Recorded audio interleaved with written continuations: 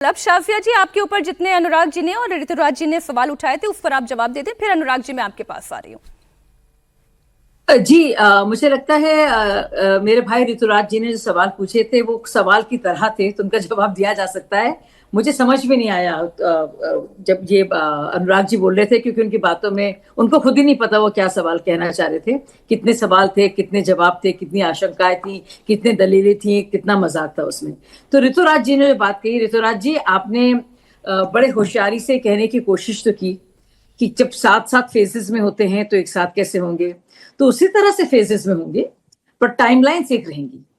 बजाय ये कि अलग अलग वक्त में हो तो टाइमलाइन नहीं। मुझे बोलने दीजिए, मुझे बोलने दीजिए, एक एक करके। नहीं, मुझे बोलने दीजिए, कैसे कराओगे ये बताओ। मुझे बोलने दीजिए, मैं बता रही हूँ आपको कैसे तो कराओगे, इसको लेकर इलेक्शन कमीशन ने, मैं जवाब देना चाह रही थी आपकी बात का। जी, क्यों घबरा रहे हैं ऋतुराज जी? क्योंकि आपने थोड़ा बेवकूफ बनाने की कोशिश की, मैंने पकड़ लिया आपको।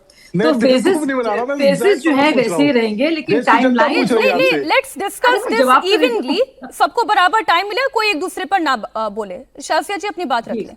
तो देखिए, मुझे लगता है लोग चिंतित जब ज्यादा हो जाते हैं, जब उनकी थोड़ी बहुत उनको लगता है कि पोल खुल रही है, तो जो टाइमलाइंस है चाहे फेजेस के तहत हो या ना हो वही रहेंगी, लेकिन एक वक्त में होंगे, वो साइमल्टेनियस होंगे, वो हर साल, हर महीने, 4 दिन बाद, 6 महीने बाद नहीं होंगे, क्योंकि इतनी ज्यादा वो श्रृंखला टूटी है 68 से लेकर अब तक अलग अलग राज्यों में। जैसा कि अभी भी अमिताभ जी ने सिखाया, बजाय 4 राज्यों के हर जगह होते हैं। वैसे ही एक और बात जो कह रहे थे कि हमने खुद देखा है, और दिल्ली में देखा है, छत्तीसगढ़ में देखा है, मध्य प्रदेश में देखा है कि एक साल के अंदर 6-8 महीनों के अंदर जो चुनाव होते हैं विधानसभा और लोकसभा में, तो अलग अलग उसके परिणाम आते हैं। तो ये भी सबने देखा है।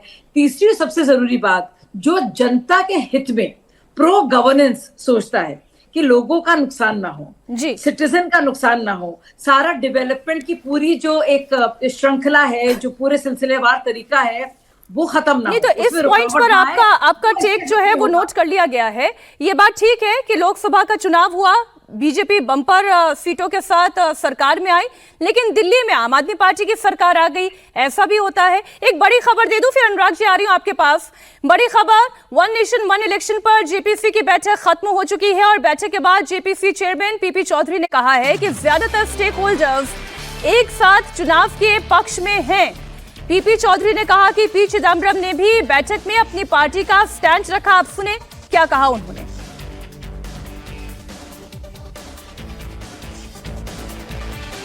चलें, अभी स्टैंड उन्होंने रखा, इससे लेकर और डिटेल्स हमें मिले तो और ज्यादा बेहतर हो जाएगा इस बात को समझना, क्योंकि पी चिदम्बरम सीनियर लीडर हैं, कांग्रेस के केंद्रीय मंत्री रह चुके हैं। बाइट आ चुकी है जी, बयान सुनाते हैं।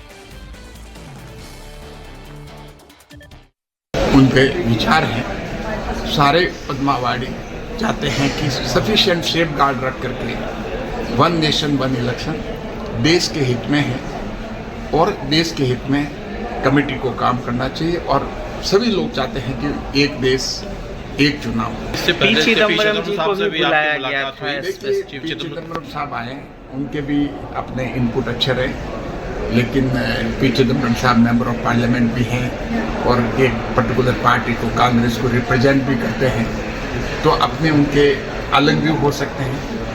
तो उनके भी, जहाँ तक बिल पे हमने डिस्कशन किया, तो बिल पे हम सभी लोग चाहते हैं कि बिल पार्लियामेंट ने हमें एग्जामिन करके और रिकमेंड करने के लिए कहा है, तो हम एग्जामिन करने के लिए चिदम्बरम साहब के भी व्यू हमने लिए और उनको कंसिडर करके कमेटी जो है रिकमेंड करेगी।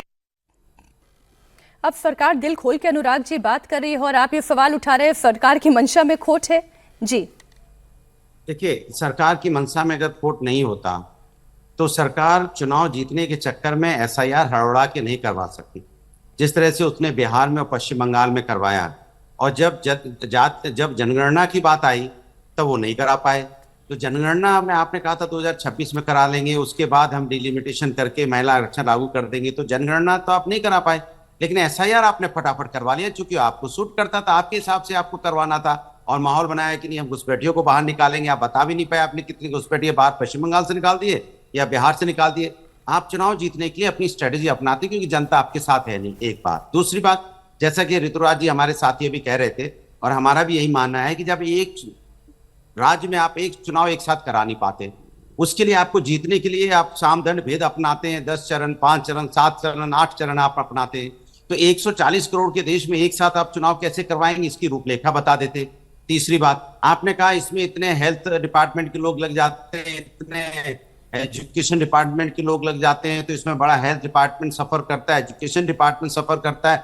तो भाई चुनाव को ऐसे, जब हम यहाँ पे 12-12, 13-13 करोड़ रुपए भट्टे खाते में धन्ना सीटों के डाल के माफ कर सकते हैं, तो हम ऐसे सिस्टम भी डेवलप कर सकते हैं कि जिससे कि हमें इन लोगों को प्रभावित ना हो, हेल्थ डिपार्टमेंट के लोग, एजुकेशन डिपार्टमेंट के लोग, और हम एक ऐसी व्यवस्था बना लें जिससे चुनाव बड़ी सावधानी से और आसानी से हो जाए। तो पैसे भी जो आप कह रहे खर्च होते हैं वो भी उससे कम खर्च हो, क्योंकि आप तो भट्टे खाते में तो आप डाल रहे हो ना, तो आप वो भट्टे खाते में जो आप धन्ना सीटों को जब आप फायदा पहुंचाना चाहते हो, तब आपको वो खर्चा, वो जो आपने माफ किया पैसा, वो पैसा नहीं गिना जाता। तीसरी बात, मैं तो ये बोलता हूं कि आपने जैसे महिला आरक्षण में आपने एक लगाया ना, एक कहते हैं क्लॉज लगा के आपने रोका हुआ है बीजेपी वालों ने, जो लागू नहीं करवा पाए। अगर आपको इतना ही शौक था वन नेशन वन इलेक्शन, आप चाहते थे, होना भी चाहिए, क्योंकि आपको लगता है वन नेशन वन इलेक्शन में अगर हम करवा लें और हम किसी तरह से जो इनका होता ना तंत्रों का दुरुपयोग करके देश पे कब्जा कर लें, तो ये भी ठीक नहीं है। लोकतंत्र में जो सरकारें होती हैं, राज्य की अपनी समस्या होती है, केंद्र की अपनी समस्या होती है। राज्य की अपनी यहाँ पे नीड्स होती है, केंद्र की अपनी नीड्स होती है। अगर राज्य की नीड्स जो होती है उनकी एकदम अलग होती है, अलग अलग राज्यों की अलग अलग नीड्स हैं। ऐसा नहीं है कि बिहार की होगी वही उत्तर प्रदेश की, उत्तर प्रदेश की वही अरुणाचल की होगी, जो अरुणाचल की होगी वही असम की होगी। तो आपको राज्यों के बारे में भी अध्ययन करना है, राज्यों की समस्या को ही पढ़ना, उसके हिसाब से उनको भी जानना है। ये जो आप चुनौतियां कह रहे हैं, मैं उन चुनौतियों में एक और चुनौती जोड़कर अनुप्रिया जी आपके पास आ रही हूं। अब मैं जैसे बड़े और संवेदनशील राज्यों को इसमें लेती हूं, अब यूपी हो, महाराष्ट्र हो, बिहार, बंगाल हो, अगर यहां पर आज अगर इलेक्शन कमीशन को एक साथ चुनाव कराने पड़े तो 30 लाख से ज्यादा ईवीएम और वीवीपैट की आवश्यकता हो जाएगी और 1 करोड़ से ज्यादा के कर्मचारियों की आवश्यकता हो जाएगी। ये तो वो लॉजिस्टिक्स है जिन पर की मैं बात कर रही हूं। इसमें भी अगर आप नक्सल प्रभावित इलाकों की बात करें, भले गृह मंत्री ये कह रहे हैं कि नक्सलिज्म को बहुत हद तक खत्म कर दिया गया है, लेकिन फिर भी अगर आप छत्तीसगढ़, झारखंड और मणिपुर, वहां पर आप इसी के साथ अगर चुनाव कराना चाहें तो आप बहुत बड़ी सिक्योरिटी को, आपको सुरक्षा फोर्स को डिप्लॉय करना पड़ेगा। ऐसी परिस्थिति में ये कैसे होगा? एक लाइन ऐड कर दूं। मैं तो बस इतना कहना चाहता हूं, इतना कहना चाहता हूं कि आप पहले एक लाइन, मैं तो बस इतना कहना चाहता हूं, पहले आप राज्यों में जो राज्य हैं उनमें एक साथ एक डेट पे चुनाव करवा के दिखाओ तो सही, तब हम जानेंगे कि आप वन नेशन इलेक्शन करवाना।